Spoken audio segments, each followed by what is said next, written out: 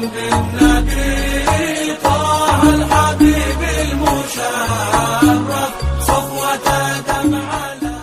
Hendaklah kita memahami dan kita mempelajari cara untuk kita selamat di zaman yang penuh dengan perselisihan, perbezaan pendapat, perselisihan, pergaduhan.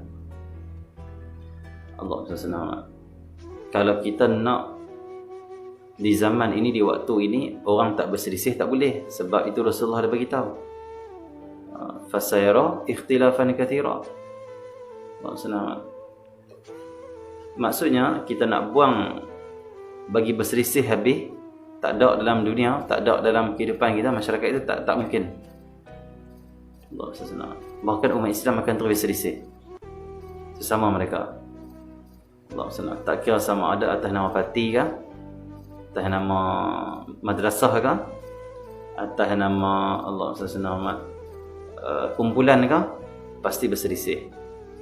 Bahkan dalam kumpulan tu sendiri yang nama sama, parti sama ataupun Allah SWT, dia panggil sama punya nama, NGO yang sama, tak kira lah apa sahaja, masjid yang sama pun ada perselisihan dalam tu. Tambah yang tak sama lagi berselisih. Allah SWT. Dulu sama ahli sunnah wal jamaah tak berselisih. Lah ni sama ahli sunnah wal jamaah pun bergaduh, berselisih, saling menghukum sama sendiri. Jadi kenapa perselisihan terlalu banyak sampai berlaku perpecahan yang sangat banyak? Karena itulah alamat kiamat. Alamat kiamat, tanda-tanda kiamat. Allah SWT.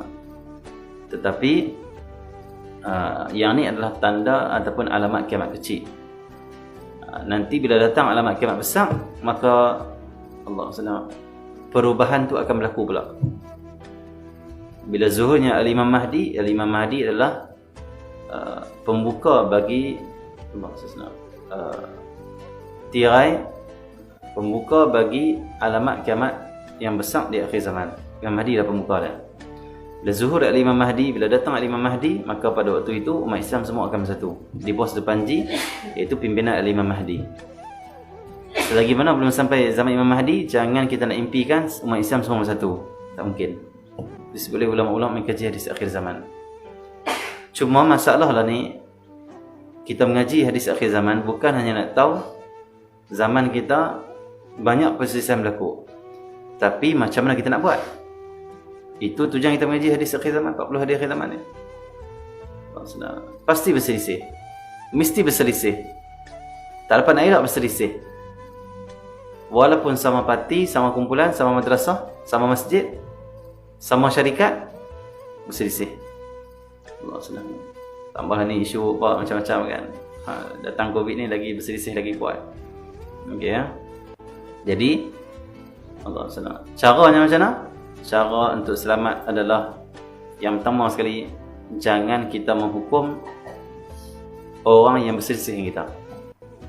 Itu hifzul lisan minad dam. Jagalah lidah kita daripada mencaci maki, buat dosa, menghukum, melabel dan sebagainya. Kecuali memang tu sesat, abang sesat tak apalah. Ini belum tentu lagi, hanya berselisih berkenaan khilaf, berkenaan dengan kita pun kurang memahami ilmu yang ada pada dia, kita tak sampai. Ataupun kita berselisih hanya pendapat dalam mesyuarat.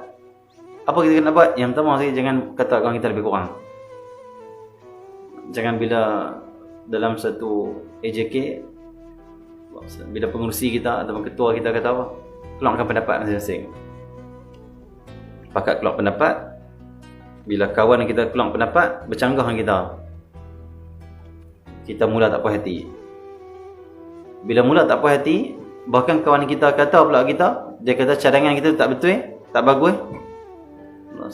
Waktu tu macam mana? Yang pertama sekali kita kena ingat pesanan Rasulullah, jagalah lidah kita. Jaga lidah pada waktu ni. Berselisih setiap hari, berselisih setiap masa, berselisih di mana saja. Apa nama kumpulan pun, walaupun kumpulan tu nama bersatu, berselisih juga. Nama bersatu. Apa lagi nama menyebabkan nampak satu? Bahkan persatuan tu nama persatuan. Persatuan maksudnya bersatu. Persatuan.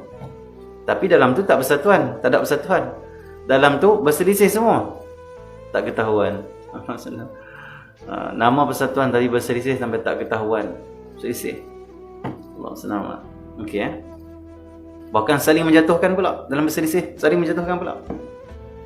Bila berlaku perselisihan di depan mata kita, yang pertama sekali, jaga lidah kita. Jaga lidah kita. Jangan kita mengata, merendahkan, menghina orang berselisih kita. Sudah pandang orang ni pandangan dia, sudah. Dan pandang ini akhir zaman, memang orang akan bangga dengan pemikiran dia. Memang orang kata dia betul, orang lain tak betul. Itu memang akhir zaman. Tetapi dia sebagai saudara aku Muslim, dia umat Nabi SAW, aku tidak akan mengatakan dia kafir, dia hina, dia itu dan ini. Jaga lidah. Contoh kita keluarkan pandangan, dia keluarkan pandangan dalam mesyuarat. Lepas tu dia kata kita, apa orang keluar pandangan tu? Apa orang boleh fikir tu? Dah kita diam cukup. Dia kata apa? Hang tahu apa? Hang siapa? Mula nak melekehkan dia. Hang siapa? Tak payah, diam. Sudah. Kalau kita nak tahankan juga pandangan kita, cukup kita cakap sekali lagi. Saya rasa ni yang terbaik, saya rasa. Dia kata lagi kita, sudah. Jangan kata balik. Cukup beritahu pandangan kita, tapi tidak tak condemn pandangan orang ataupun tidak mencela atau menghina saudara kita tu. Cukup. Kita terangkan yang sebenar. Ini yang aku faham, kita kena buat macam ni. Yang ni yang betulnya. Cadangan aku macam ni. Pandangan aku macam ni, cukup. Yang pertama, jaga lidah, jangan menghina, jangan merendahkan orang yang berselisih dengan kita. Yang kedua, berselisih tiap hari. Bila kita berselisih, tengkak, bergaduh sama kita, yang kedua sekali, Allah SWT, jangan kita Allah SWT mengambil tindakan menyakiti dia. Tumbuk, kepok tangan, kepok kepala, buah siku, tomai semua. Senang. Ataupun yang paling bahaya adalah kita membunuh dia. Jangan. Maksudnya yang pertama jaga lidah, yang kedua jaga tangan, jangan menyakiti, jangan membunuh.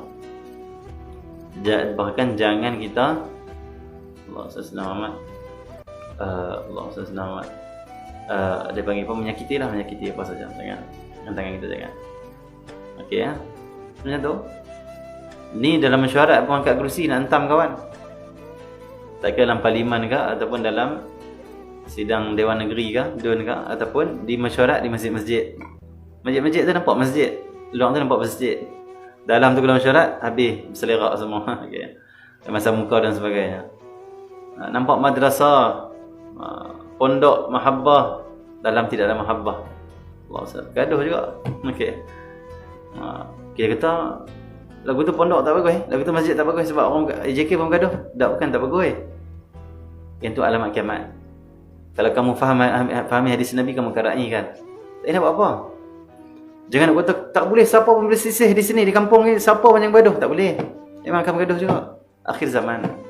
Bahkan Nabi kata ikhtilafan kathira. Perselisihan yang banyak. Nabi tak kata sikit, Nabi kata banyak. Banyak maksudnya apa? Setiap tempat ada. Setiap kumpulan ada, setiap madrasah ada. Setiap masjid ada. Setiap parti ada. Setiap NGO ada. Setiap persatuan ada perselisihan. Bahkan akan makin banyak perselisihan, makin banyak. Sehingga zuhur al-Imam Mahdi. Lepas tu umat Islam barulah bersatu di bawah satu panji, iaitu panji al-Imam al-Mahdi. Tu pun waktu mana Imam Mahdi muncul pun masih lagi perselisihan, menentukan dia ni Mahdi ke tak Mahdi. Gaduh lagi, berselisih lagi.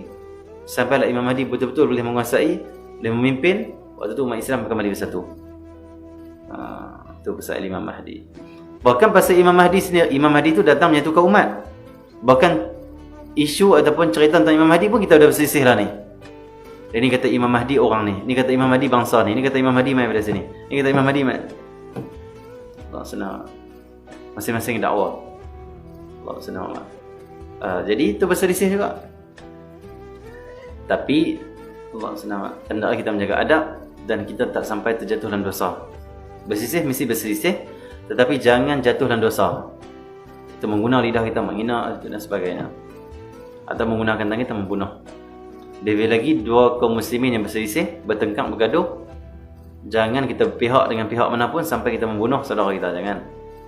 Kita dibunuh oleh saudara Islam kita lebih baik daripada kita membunuh dia. Jangan kita pernah menghalalkan dan membunuh orang yang mengucap syahadah dan juga solat ala hadap kiblat. Sebagaimana dia Islam, zahirnya Islam, jangan pernah kita membunuh dia. Berselisihlah macam mana pun, jangan sampai niat nak membunuh saudara kita. Jangan. Okey ya.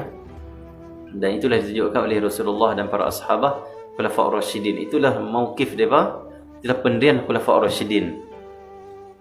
Sayyidina Uthman, Sayyidina Umar, Sayyidina Ali, para sahabat Nabi sallallahu alaihi wasallam.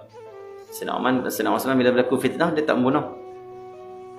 Tapi dia dipilih untuk dibunuh. Orang pecah ke rumah dia, orang masuk nikam dia. Itu Sayyidina Uthman, tapi dia tak pilih untuk membunuh. Allah SWT. Kenapa itu berlaku fitnah? Ya. Baik, Allah SWT. Sunnahku dan sunnah para khulafa Rasyidin, maka hendaklah kamu pegang dengan teguh dengan sunnahku dan sunnah para khulafa Rasyidin Al-Mahdiyin. Macam kita lah ni, perselisihan yang berlaku banyak di mana? Di Facebook lah, media sosial lah. Tok Guru tu keluarkan pandangan tentang vaksin ke, tentang COVID ke, dah ni macam mana ni, tentang sesuatu ke, dia ada ilmu dia. Hak nak komen tu dia ada kefahaman dia, dia ada pemikiran dia. Tok Guru tu pemikiran lain, dia hantam habis-habis, sesat, mengarut. Allah SWT. Dia panggil apa? Bodoh. Allah SWT. Dajjal, syaitan, iblis, mereka kata habis. Padahal dia kata tu ulama yang salihin. Dia komen tu ilmu dia. Yang kamu hukum dia kenapa? Kata kat dia apa? Maksud dia berlebihan. Kalut sangat nak komen kita ni. Kalut sangat nak menghina, nak menjatuhkan seorang. Sebab beza pandangan. Oh, kalau Tok Guru tu pandangan sama kita, kita angkat dia pula. Oh, kalau beza, aku jatuhkan. Macam tu kan Nabi ajak hidup di akhir zaman? Tidak. Berselisih tetap berselisih, tapi jangan menjatuhkan, jangan menghina, jangan memaki, jangan menghukum kafir dan sebagainya. Dah, tutup mulut kita. Sudah. Tak setuju, sudah.